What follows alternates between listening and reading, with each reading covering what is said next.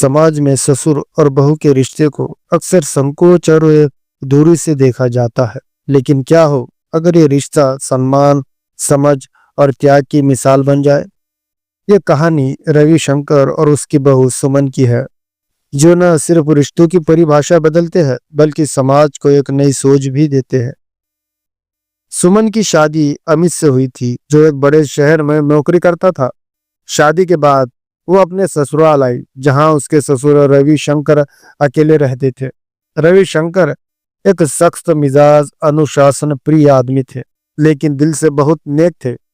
सुमन ने हमेशा सुना था कि ससुर में बहू को ज्यादा बोलने का हक नहीं होता, लेकिन जब उसने रविशंकर को करीब से जाना तो उसकी सोच बदलने लगी।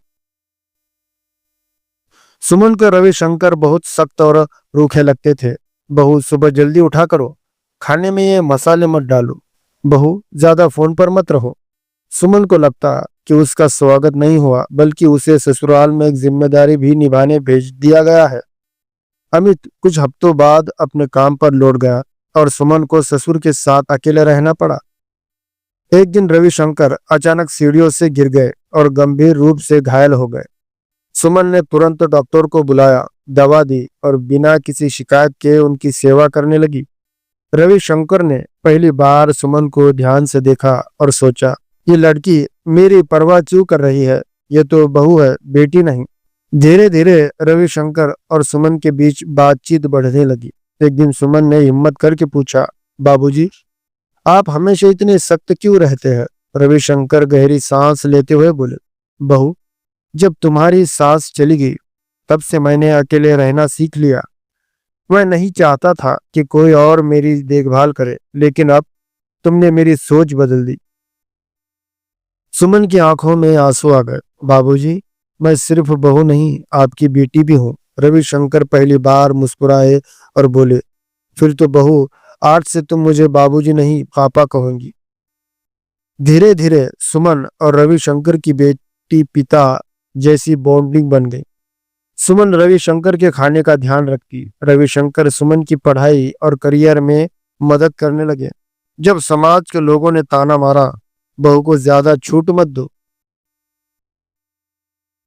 रविशंकर ने गर्व से जवाब दिया, अगर मैं बेटे को आजादी दे सकता हूं तो बहू को क्यों नहीं। एक दिन अमित जब वापस आया तो उसने देखा कि सुमन और उसके पापा हंसते हुए बातें कर रहे थे।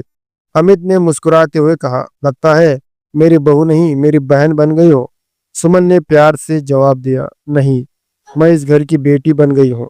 रविशंकर ने अपनी बहू का हाथ पकड़कर कहा, और मैं आज पहली बार एक ससुर नहीं, एक पिता बन गया हूँ।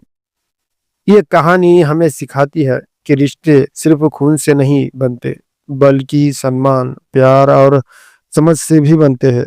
अगर एक ससुर अपनी बहू को बेटी की तरह मान सकता है तो समाज भी अपने सोच को बदल सकता है।